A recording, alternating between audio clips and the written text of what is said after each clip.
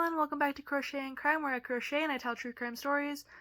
As you can see, we are in a different location. I am in Colorado currently on family vacation. So yeah, I thought it would be fun to kind of film up here and get kind of a, not really local, but like local story. So yeah, today we'll be talking about Isabella Guzman. You may have heard of her. She went viral, like her court video went viral. And so we're just going to be talking about her story today. And I would like to put out a quick disclaimer. This does get kind of brutal and goes into detail about like mental health and crime scenes and stuff like that. So if you don't like any of that, I suggest you click away from this video. And yeah, let's get into it. So Isabella was a 18-year-old girl who, when she was younger, things were very tense between her and her parents. And her parents divorced, and she went to go live with her mom, but she had behavioral issues, and her and her mom just didn't really get along well, so she went to go live with her dad. Isabella eventually went back to live with her mother and stepdad in Colorado. As Isabella got older, her bad behavior became more intense. She stopped going to school and she eventually dropped out. She also stopped hanging out with her family, and if she were to talk with her parents, it would to argue with her mother. Her main arguments were because her mom got a new boyfriend, now husband, and Isabella did not like that. She spat at her mom and she sent her threatening messages. And from friends and family, Isabella told them that she was being abused. And she said that her family was Jehovah's Witnesses, and so she grew up in a pretty religious household. And at the age of 14, she told her parents she did not want to be a Jehovah's Witness anymore, and that's when the abuse worsened. One night, Isabella sent yet another threatening message to her mother, and her mother knew she would follow through with it.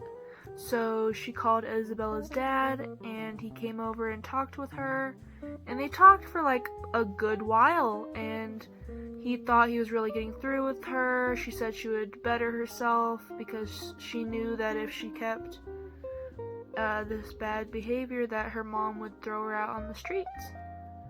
And so her dad was like, I did a good job, and then he hugged her and skedaddled. And so Isabella went back to her room, and she kind of just stayed there, which was normal for her. She would never really talk to her family. I already mentioned that. My bad. So yeah, she would just stay in her room for a few hours. Isabella's mother went to go take a shower, and the stepdad heard a lot of commotion, a lot of arguing, and he was like, well, shit.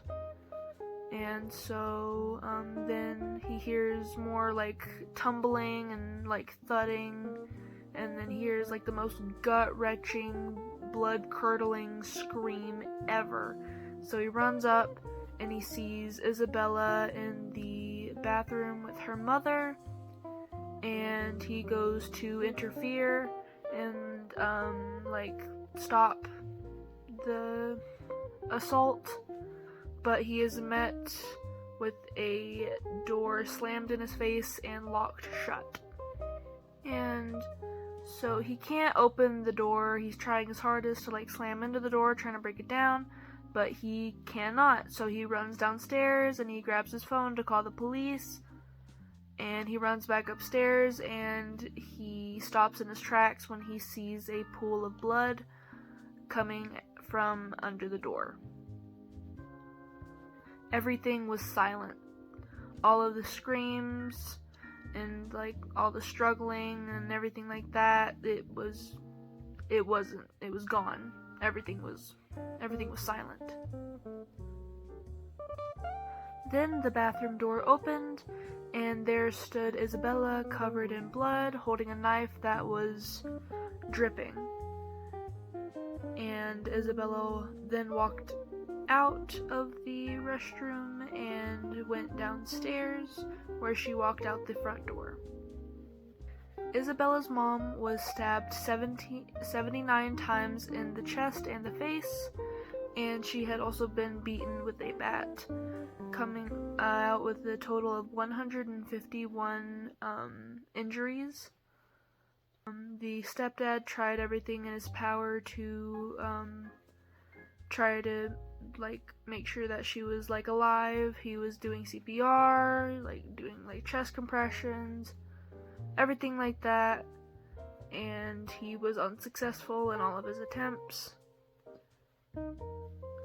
Police went searching for Isabella since she was obviously a threat, and they didn't know how long her like episode or whatever they wanted to call it was going to last, and they didn't know if she was gonna be a threat to anybody else, and so they put out her name and her photo, and someone called and said that there appeared to be a dead body in a car, and when the police got there, it was Isabella asleep in her car, and they thought that she was a dead body because she was still covered in blood. She didn't bring like an extra pair of clothes or anything like that. She was just still covered in blood.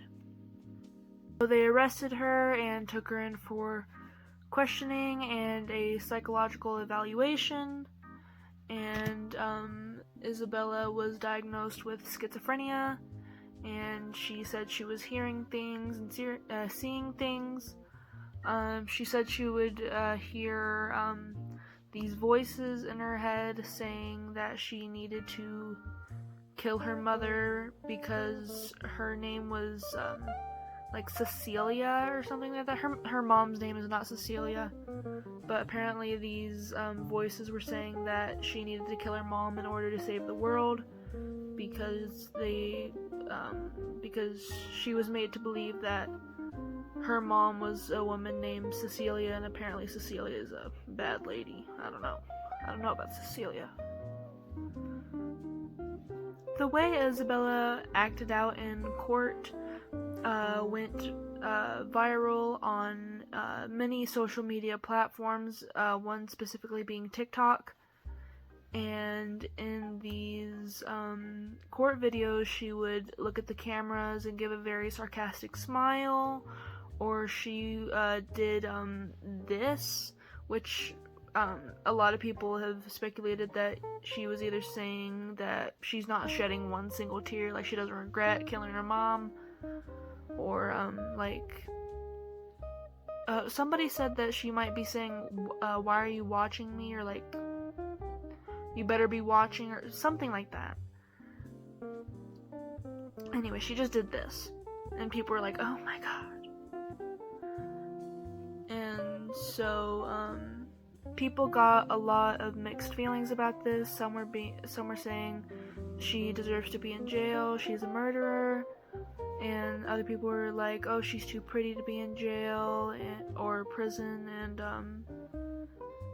she was being abused, so why should she be executed for that?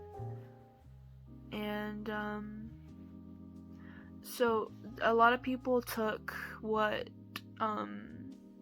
she said, like that little part of her being abused, and they took that and ran with it, and they took it as factual information, even though in none of the sources it never said anything of like abuse or mentioning abuse or anything like that.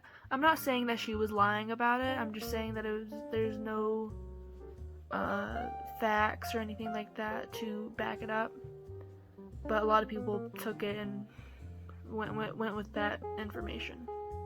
Her team said she wasn't all there, and so she should be not guilty with reason of insanity, and so she was found not guilty, but she would have to spend an indefinite amount of time in a psych ward.